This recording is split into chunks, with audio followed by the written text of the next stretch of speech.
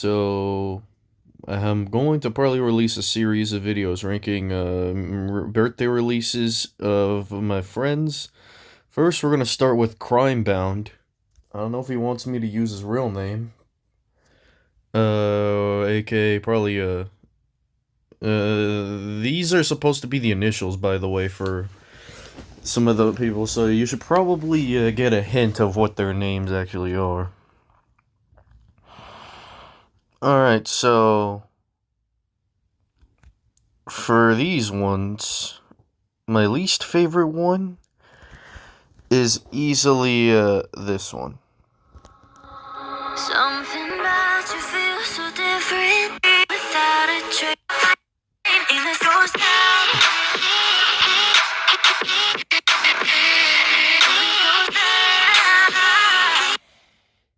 Also, like, here is what I think about this song.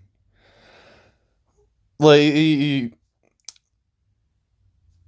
the vocals from Vanessa just don't feel like polished enough for this track to actually like satisfy me. The snares are decent. Like the let's see the second part.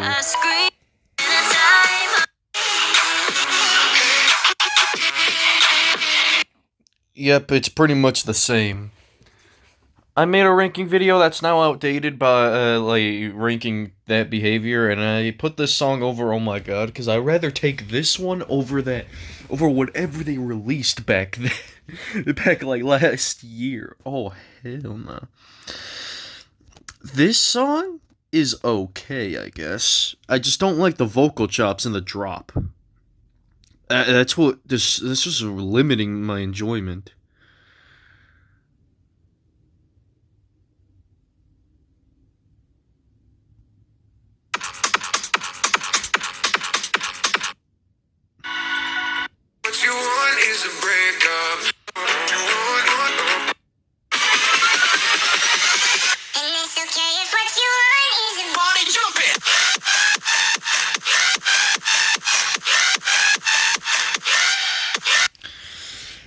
Alright, the screechiness of the drop just did not need to be there. The chipmunk vocals just... no. I mean, well, the lyrics are actually good, but everything else is where it went downhill. If this track is just gonna be screechy, then I'm not gonna be there for it.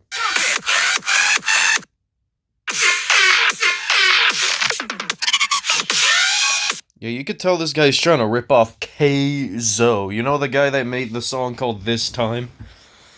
This Time, he was K-Zo's debut track, and he did hard dance and then put dubstep switch-ups. Which is clearly an inspiration for this track here. This song exists. I don't hate it. It's... also, I'm not going to include the Stealing Fire thing.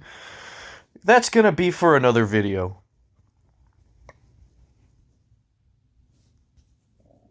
Because I'm not trying to review a whole album on top of these releases. That'll just be annoying.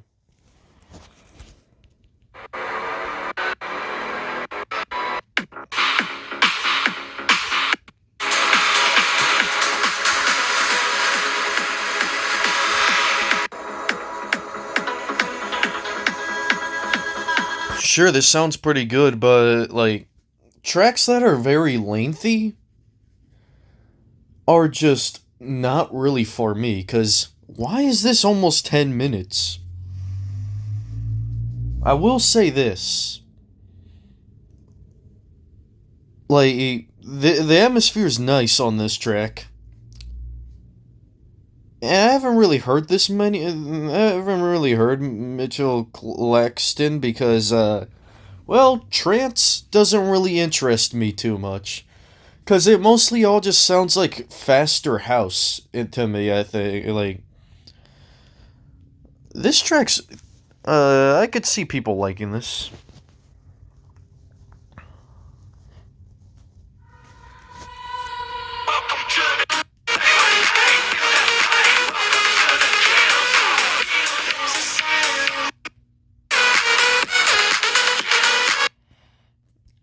Interesting that NCS is still putting this like kind of genre here. Witch House, I mean, it debuted back in like May, I think, or April of this year. Those tracks were not that interesting. Neither is really this one. I put this in the same tier as the other one, as Mitchell Claxton's track. I'm giving this the benefit of the doubt because I only heard this like twice now. And this, well, Witch House is not a particularly interesting genre to me. I could see the appeal of this track.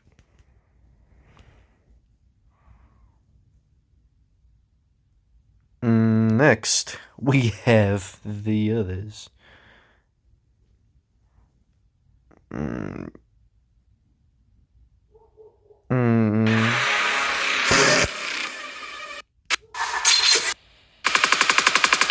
Fight me.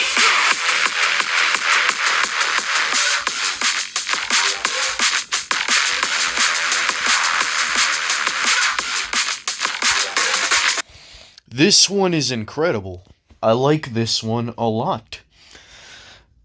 Teddy Killers is a hit or miss artist, but this hits. The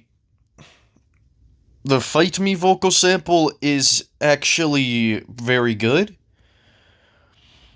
The drops are definitely good. They use their style very well here.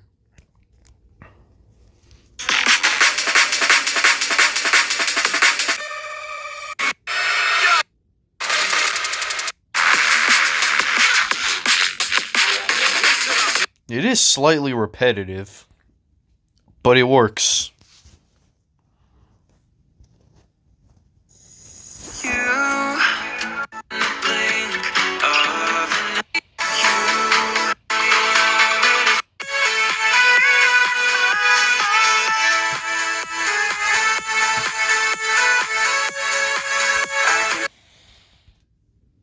Back when Instinct was incredible, this track here is very good.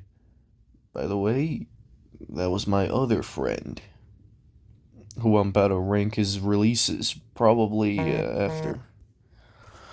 This is definitely a pretty great, like, really, it's incredible because, well, the drops are what carry this. The vocals from Kid Spirit are incredible. Arlo, return please, because I want more tracks like this on Instinct. Because we have just been getting, like, less effort put into tracks. And then the last two. Nope.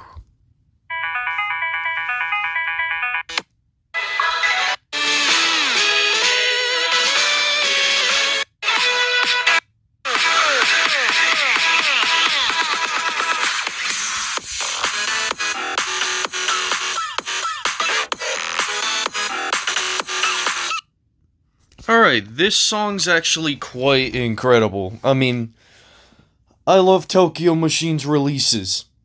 And Tokyo Machine is quite literally one of the artists that I like the most on Monstercat.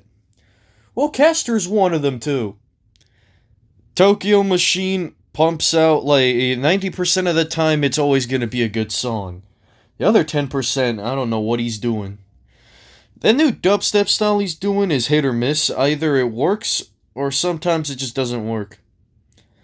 But his electro house style is almost always been good. This song lives up to its name. It's epic. Give it a listen. Now we got this one.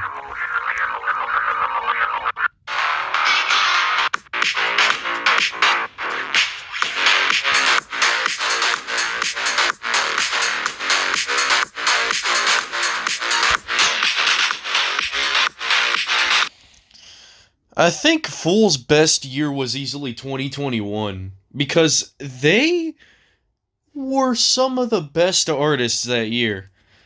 Not only was 2021 a year for Monstercat that basically just introduced a lot of mainstream artists, some of which were actually decent enough to actually not be annoying. This is what we needed from Fool.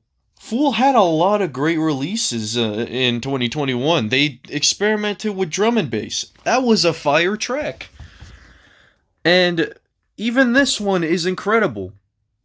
Fool's releases have been pretty good, but they are not as good as they were in 2021. Like, they released a collaboration with Castor in 2021. These guys have been on the label for years. And it's great for them to actually be. It's great that Monstercat is still keeping these guys around. Or maybe it's one person. I don't know if it's one person or two people.